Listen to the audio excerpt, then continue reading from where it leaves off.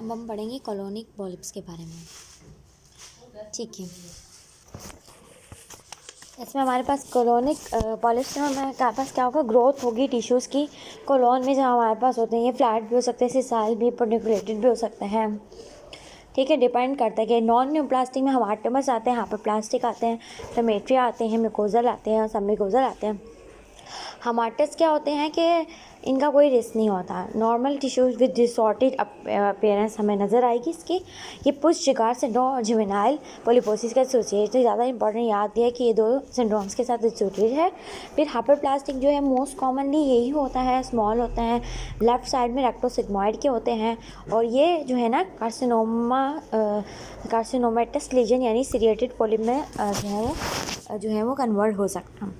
ठीक है, उसके बाद हमारे पास जो है इन्फ्लेमेटरी पॉलिप हमारे पास जो है वो नज़र आएगा ड्यू टू मिकोजल इरोजन है। Inflammatory ball disease, inflammatory ball disease जो होता है और इरोजन की वजह से सूडो पॉलिप बन सकते हैं। मिकोजल पॉलिप क्या होते हैं, जो स्मॉल होते हैं, 5 मिलीमीटर से कम होते हैं, very look similar to normal mucosa की तरह ही होते हैं, इनसिग्निफिकेंट हैं। सब मिकोजल पॉलिप्स वो होते हैं include lipoma, lipoma, fibromas and other lesions.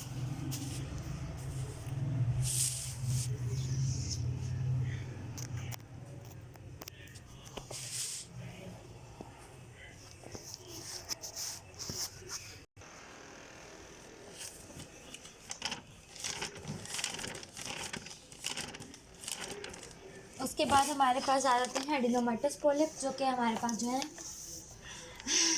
एडिनोमेटस है, यानी कि ये होते क्यों हैं कि हमारे पास क्रोमोसोमल इंस्टेबिलिटी पाते हैं। इसकी याद रखना है कि इसमें जो हमारे पास पाथवे होता है, पहले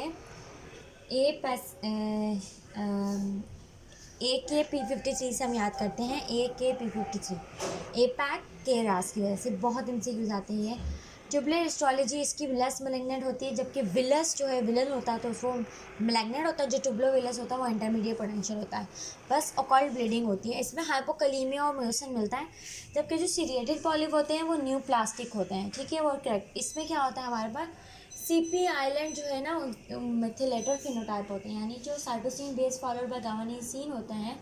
यहाँ पे इसमें जो है ना मिथाइलेटर फिनोटाइप होती है, साइलेंस कर देता है जो है ना, मिथाइलेशन की वजह से ये जीन जो है ना MMR जीन वो हमारे पास साइलेंट हो जाता है, जिसकी वजह से हमारे पास DNA मैच रिपेयर हो जाता है। ये क्या होता है, ये DNA मिस रिपेयर की वजह से होता है। सीरिएटेड पॉलिप जो कि एडिनोमाइटिस जो क्रोमोसोमल इंस्टेबिलिटी की वजह से होता है। अब DNA मिस रिपेयर होता है, इसकी वजह से माइक्रोस्टिलेट इंस्टेबिलिटी आ जाती है। ठीक है, और म्यूटेशन जो है वो BRAF के अंदर भी हो सकती है। इसके अंदर BRAF में हेरी सेल में थी और इसमें है। ठीक है, और सॉ टूथ पैटर्न होता है क्रिप्स का ऑन वेरोसी में सॉ टूथ अपीयरेंस नजर आएगी। ये जो है ना, ये जो पाथवे होता है वो स्पोरेडिक कोलोरेक्टल कार्सिनोमा करवाता है। अच्छा, इसके बाद हमारे पास जो डायग्राम है, हमारे पास विलस और ट्यूबुलर दिया हुआ है। हमारे पास आता है फेमिलियर एडिनोमेटस पोलिपोसिस, यानी एडेनोमा है, जो ऑटोसोमल डोमिनेंट म्यूटेशन हुई एपेक ट्यूमर में, जो सप्रेसर ट्यूमर था क्रोमोसोम 5 पे। 2 हिट हाइपोथेसिस होता है कि ट्यूमर सप्रेसर हमेशा 2 हिट चाहिए होते हैं। थाउजेंड ऑफ पोलिप अराइज हो जाते हैं आफ्टर प्यूबर्टी। पैनक्रोनिक होता है, ऑलवेज इन्वॉल्व द रेक्टम। ठीक है, ये प्रोफेक्टिवली हमें कोलेक्टमी करनी पड़ती है, वरना हमारे पास डिजीज़ प्रोग्रेस कर जाता है कोलोरेक्टल कार्सिनोमा में। गार्डेनेड के अंदर हमारे पास फैप होता है, ओसियस सॉफ्ट टिश्यू स्टोमा होते हैं, यानी कि ऑस्टियोमा ऑफ द स्कल्स और मैंडिबल। कंजेनाइटल हाइपरट्रॉफी होती है हमारे पास रेटिनल पिगमेंट एपिथेलियम लेयर की, और हमारे पास इम्पैक्टेड सुपरन्यूमेरल टीथ होते हैं। टर्केट सिंड्रोम में क्या होता है, फैप प्लस निहान सिंड्रोम होता है, और हमारे पास ब्लैकनेस CNS इन्वायरमेंट होती है। टर्केट में हमारे पास C आता है तो इसमें CNS इन्वायरमेंट है, मेडिलोब्लास्टोमा और ग्लाइयोमा। पुश शुगर सिंड्रोम्स के अंदर हमारे पास ये सब डोमिनेट ही हैं। न्यूब्रस हेमाटोमास जब हमारे पास होते हैं उसे पुश जिगार सिंड्रोम कहते हैं। और इसके अलावा इसमें है ना हाइपर पिगमेंटेड मैक्यूल्स होते हैं माउथ, लिप्स, हैंड, जेनाइटल में। इसकी वजह से हमारे पास ब्रेस्ट कार्सिनोमा, GIT कैंसर्स का रिस्क बढ़ जाता है। खुद GIT का है। कोलोरेक्टल, स्टमक में पहले कोलोरेक्टल होता है, स्टमक में आ जाता है, फिर स्मॉल बॉल, फिर पैंक्रियास के अंदर, लेकिन यूजली ब्रेस्ट और GIT कैंसर के साथ होता है। जुवेनाइल पोलिपोसिस सिंड्रोम जो है वो बच्चों में होता है। बहुत सारे जो है हमार्टमस पॉलिप नजर आते हैं सेम जगह पे, stomach, colon and small ball.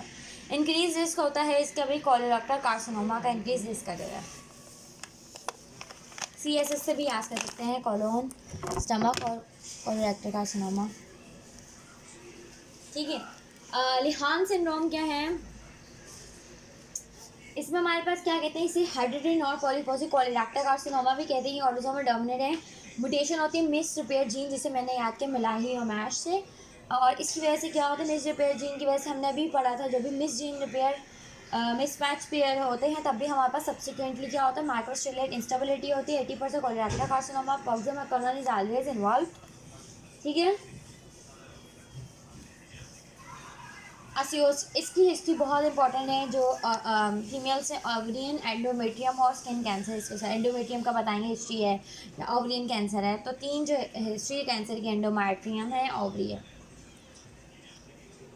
Endometrium ovary वैसे भी खुद भी साथ लिंक होते हैं। Colorectal carcinoma iron deficiency anaemia actually greater than 50 years में हो रहा है या पोस्ट मेनोपॉजल में हो रहा है, तो हम सस्पेक्ट करेंगे कोई कार्सिनोमा तो नहीं है। वैसे तो 50 ईयर्स में हम लोग जो है ना स्क्रीनिंग करते हैं पेशेंट की कोलोनोस्कोपी से, या फिर फ्लेक्सिबल स्कैमेंडोस्कोपी से, या फिर फीकल ओकल ब्लड टेस्टिंग से, फीकल इम्यूनो केमिकल टेस्टिंग से कर सकते हैं। फैट्स फीकल DNA करा सकते हैं, CT कोलोनोग्राफी। वो जो जिनके पेशेंट जिनके पास जिनके रिलेटिव हैं उनमें हम 10 ईयर पहले ही हम लोग स्क्रीनिंग कराना शुरू कर देते हैं। और जो पेशेंट होते हैं इन्फ्लेमेटरी बॉडी डिजीज़ के, उनको हमें रेगुलरली करवानी पड़ती है, क्योंकि वो उनकी चांस होता है रिस्क का। एप्पल कोर अपीयरेंस हमें मिलती है डायरम एनीमिया में। ठीक है। और CEA ट्यूमर मार्कर सिर्फ हमें ये बताता है रीअकरेंस नहीं है, नहीं ये हमें कोई डिजीज़ की स्क्रीनिंग नहीं है, रीअकरेंस को बताता है। रिस्क फैक्टर हमारे पास इसमें ओबेसिटी, प्रोसेस मीट है, लो इनटेक ऑफ वेजिटेबल जो लोग करते हैं। 50 ईयर्स में ज़्यादा होते हैं। 25% है फैमिली हिस्ट्री। रेक्टोसिग्मॉइड हमेशा पहले रेक्टोसिग्मॉइड लेफ्ट साइड का इन्वॉल्व होता है, फिर राइट साइड में असेंडिंग, फिर डिसेंडिंग इन्वॉल्वमेंट होती है। ठीक है। रेक्टोसिग्मॉइड असेंडिंग फिर डिसेंडिंग, मोस्टली एसिम्प्टोमेटिक होते हैं। राइट साइड की अलग होती है। राइट साइड जो है ना ऑकल्ट रहते हैं। ठीक है। यहाँ पे क्या होता है हमारे पास जो है राइट साइड में हमारे पास क्या है, जबकि लेफ्ट साइड जो होते हैं वो हमारे चीज़ें ऑब्स्ट्रक्शन करते हैं। लेफ्ट साइड में हमारे पास नैरो ल्यूमन होता है, स्टूल का कैलिबर कम होता है। तो जबकि असेंडिंग जो हमारे पास होंगे ना, वो हमारे पास मास बनाएंगे और आयरन डेफिशिएंसी एनीमिया होगा, पता नहीं चलेगा हमें। ठीक है ना, एक्सोफेटिव मास है। जबकि डिसेंडिंग में अंदर अंदर नैरो ल्यूमन होता है, तो अंदर ही अंदर इन्फिल्ट्रेट करते हैं, पार्शियल ऑब्स्ट्रक्शन करते हैं, कॉल की पेन हमारे चीज़ आता है। ये स्ट्रेप बोवस के साथ एसोसिएटेड होते हैं। उसकी बैक्टीरिया एंडोकार्डाइटिस या और एन एपिसोड डायबिटिकुलाइटिस का एपिसोड भी हो सकता है। एडिनोमेटस और सीरिएटेड जो पॉलिप होते हैं, रिस्क फैक्टर ये हैं इनके familial cancer, IBD, tobacco, diet और प्रोसेस मीट। जो पेशेंट डाइट ले रहे हैं प्रोसेस मीट की, उनके साथ ये हमारे पास है।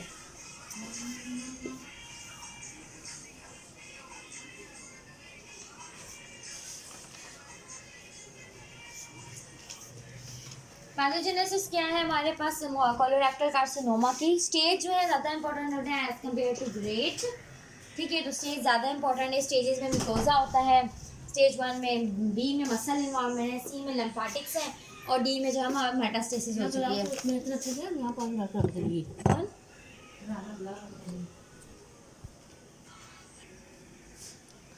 अवर एक्सप्रेशन ऑफ कोलोरेक्टल कार्सिनोमा क्या कराता है हमारे पास, ये करवाता है। तो हम लोग जो लोग एस्पिरिन लेते हैं उसमें रिस्क कम हो जाता है। एनसिड में भी प्रोटेक्टिव। अब लो नॉर्मल कोलोन है, लॉस ऑफ एपीसी जीन हो गया, तो सबसे पहले लॉस एक जीन का और ट्यूमर से पहले, तो ट्यूमर एट रिस्क हो गया। ठीक है। फिर KRAS की सेकेंड म्यूटेशन हुई, तो KRAS म्यूटेशन हुई, अब जो है वो एडिनोमा बन गया। AK मिलके एडिनोमा बनाएगा। और जो हमारे पास सरोसिस और पोर्टल हाइपरटेंशन में हमारे पास क्या होगा, तो इसकी समरी में यही है कि हमें ये याद होना चाहिए कि जो भी हमारे पास यहाँ से सिंड्रोम है वो हमारे पास जो है वो DNA मिस रिपेयर की वजह से हो रहा है। ठीक है। और वो जो है वो ज़्यादातर हमारे पास जो है बहुत ही कम जो है ना कोलोरेक्टल कार्सिनोमा इतने ज़्यादा इसकी वजह से नहीं होते हैं जब, और राइट साइड होता है। और जो भी हमारे पास लेफ्ट साइडेड हैं, जो एडिनोमा कार्सिनोमा सिकनेस है, जो मैक्रोस्टेलेट इंस्टेबिलिटी से हो रहे हैं, वो ज़्यादा इंपॉर्टेंट है कि 53 वाला है as compared to the one which we have taught. Cirrhosis में क्या है कि वहाँ डिफ्यूज ब्रिजिंग फाइब्रोसिस होगी, स्टीलेट सेल्स की वजह से रिजेनरेटिव नोड्यूल्स बनेंगे, और पेशेंट को स्प्लेनोमेगाली होगी, पेशेंट को सरोसिस की वजह से लिवर ख़राब है। नॉर्मल आर्किटेक्चर लिवर का ख़राब होगा, हेपेटोसेलुलर कार्सिनोमा का भर जाएगा जो एरो में दिखा रहे हैं। अल्कोहल, नॉन अल्कोहलिक, जो भी क्रॉनिक कंडीशन है, क्रॉनिक वाला hepatitis, vitamin hepatitis, biliary disease, genetic या मेटाबॉलिक डिजीज़, पोर्टल में हाइपरटेंशन में मतलब है कि पोटा के अंदर प्रेशर बढ़ गया है। सरोसिस मोस्ट कॉमनली जो है डेवलप कंट्रीज़ में सरोसिस ही है, वो अल्कोहल वगैरह डेवलप जो कंट्रीज़ हो चुकी हैं उनमें। जबकि हमारे पास वस्कुलर ऑब्स्ट्रक्शन है, पोर्टल थ्रोम्बोसिस है, या बच्चे सिंड्रोम है, शिस्टोमायोसिस है, उस वजह से हो सकती है। कंजस्टिव हाइपरटोपैथी हो सकती है अगर राइट साइड हार्ट फेलियर हो रहा है। अब जो भी साइन है वो अलग अलग हमारे पास मिलेंगे। तो हमारे पास जैसे हमारे पास पोर्टल हाइपरटेंशन होती है, स्प्लेनिक वेज़ोडाइलेशन होती है, बीपी कम होता है, और सिंपैथेटिक जो है एक्टिवेशन हो जाती है। हमारे बॉडी में तो फ्लूइड ज़्यादा होता है, लेकिन वो सारा थर्ड स्पेसिंग हो रही होती है ना, ठीक है। ग्रास वगैरह एक्टिवेट होते हैं, सोडियम और फ्लूइड की इंटेंशन होती है, और ये एक्सरबेशन कर रहे होते हैं और फ्लूइड की, ठीक है, रीनल परफ्यूजन को मेंटेन करने के लिए। अच्छा, इसके अलावा क्या होता है, हाइड्रोस्टेटिक प्रेशर बढ़ा हुआ होता है, ऑन्कोटिक प्रेशर कम होता है, क्योंकि हाइपोअल्बिनियमिया हो रहा होता है पेशेंट में, और थर्ड स्पेसिंग की वजह से। सरोसिस में की वजह से एड्रेनल प्रोडक्शन जो एस्ट्रोजन की जो प्रिकर्सर होते हैं ना, उसकी जो है ना, वो एड्रेनास्टेरॉन जो एस्ट्रोजन बनाना शुरू कर देते हैं, ठीक है, प्रिकर्सर। और एस्ट्रोजन की वजह से जो है ना, सेक्स हार्मोन बाइंडिंग कोवलेंट बढ़ जाता है, टेस्टोस्टेरोन की बाइंडिंग बढ़ जाती है, और फ्री टेस्टोस्टेरोन कम हो जाता है। तो इसका मतलब है कि फिर हमारे पास क्या होगा, जब टेस्टोस्टेरोन की बाइंडिंग कम हो जाएगी तो एस्ट्रोजन फ्री लेवल में बढ़ जाएगा, तो हमारा गैनोमेशिया होगी, इम्पेयर्ड होगा, और एस्ट्रोजन के प्रेकर्सर बनेंगे, लेकिन एस्ट्रोजन का मेटाबॉलिज्म नहीं हो रहा होगा, तो एस्ट्रोजन एक्युमुलेट होगा। स्पाइरोलैक्टोन इसलिए देंगे ताकि जो अल्डोस्टेरोन जो मैकेनिज्म है उसको ब्लॉक करें, एडीएच। ट्रीटमेंट सेवियर हाइपोटर्मिया की हम लोग ट्रीटमेंट करेंगे सरोसिस के अंदर, क्योंकि हाइपोवोलेमिया हाइपोनेट्रीमिया हो रहा होगा।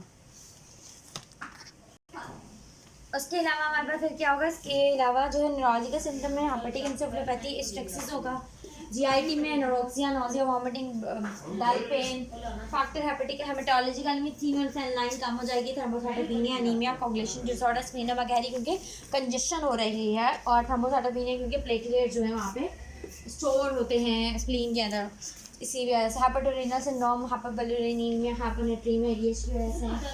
कार्डियोवास्कुलर की वजह से कार्डियोमायोपैथी, पाइल्स एडिमा, रिप्रोडक्टिव में testosterone atrophy, generation anaemia, caput medusae, SIT, रेटिनोवेरिसिस, इसोफेगल वेरिस की वजह से हेमेटेसिस, रेस्टिक वेरिसिस की वजह से हमारे पास मालिना होगा। और जॉन्डिस के साइन मिलेंगे, स्पाइडर एंजियोमा मिलेंगे, पाल्मर एथीमा, जो स्टार साइन है ना कि एस्ट्रोजन बढ़ जाता है तो गैनोमेशिया, टेस्टिकुल एट्रोफी हो जाती है, स्पाइडर एंजियोमा मिलते हैं, पाल्मर एथीमा होता है।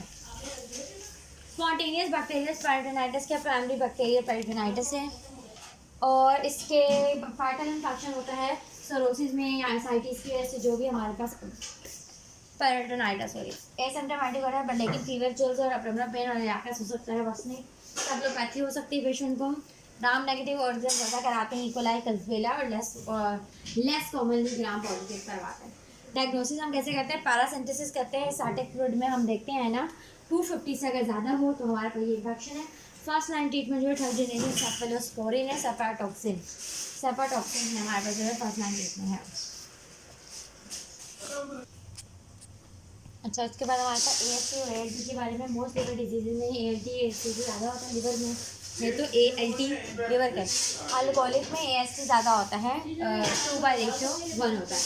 AST does not typically exceed 500 in alcoholic hepatitis, ठीक है। अगर AST ALT से ज़्यादा लेकिन नॉन अल्कोहलिक है, तो इसका मतलब है कि एडवांस फाइब्रोसिस या सरोसिस हो चुकी है। अगर अमाइनो ट्रांसफरेसिस का लेवल जो है वो 1000 से ज़्यादा हो चुका है, तो हमारे पास अब हमें याद करना कि 1000 से ज़्यादा कभी नहीं होता, अगर हो गया तो ड्रग इंड्यूस है, जो माइनोफिन है, इस्कीमिक हेपेटाइटिस है, या वायरल हेपेटाइटिस है, या ऑटोइम्यून हेपेटाइटिस है। ड्रग इम्पोर्टेंट है, या एक्यूट वायरल हेपेटाइटिस है, या ऑटोइम्यून है। ALP तो हमें बताता है ऑब्स्ट्रक्शन या इन्फ्लेमेटरी डिजीज, बोन में भी ALP बड़ा होता है। उसके अलावा जो है आप गामा हमारा ग्लूटामाइड ट्रांसपेप्टाइडेज है, जो कि इंक्रीज होता है वेरियस लिवर और बिलियरी डिजीज में, जैसे LP के हैं, लेकिन बोन के डिजीज में ये नहीं होता। तो हमें पता चलेगा ये अल्कोहल की वजह से हो रहा है ये डिजीज, या बोन की वजह से हो रहा है। इससे हम डिस्टिंग्विश कर सकते हैं।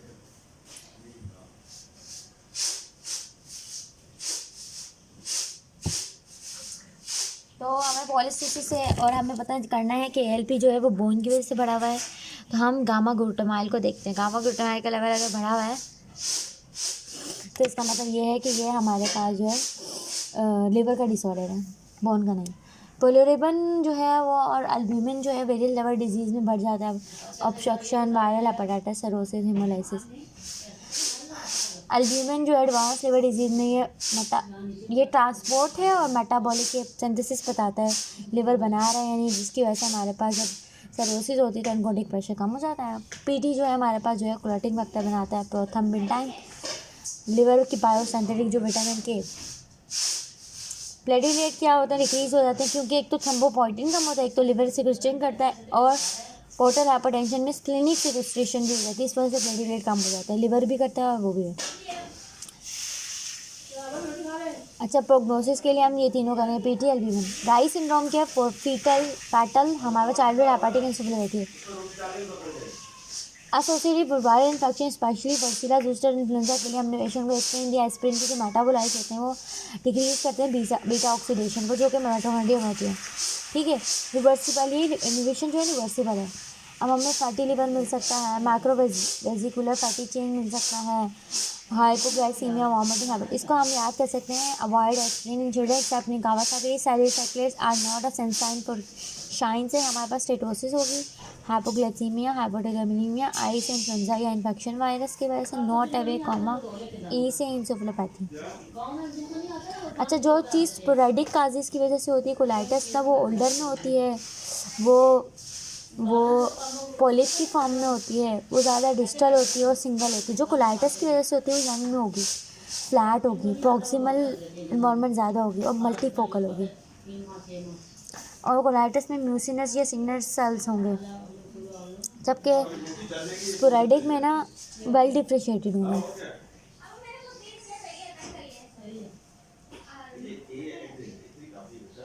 इसमें स्पोरेडिक में अर्ली हमारे पास एपैक की जो है ना म्यूटेशन होती है, ठीक है। लेकिन जब कोलाइटिस में शुरू में ही हमारे पास जो है ना कोलाइटिस की वजह से जो हो, तो उसमें अर्ली TPT की म्यूटेशन होती है, इसीलिए जो कोलाइटिस के पेशेंट में हो जाता है ये।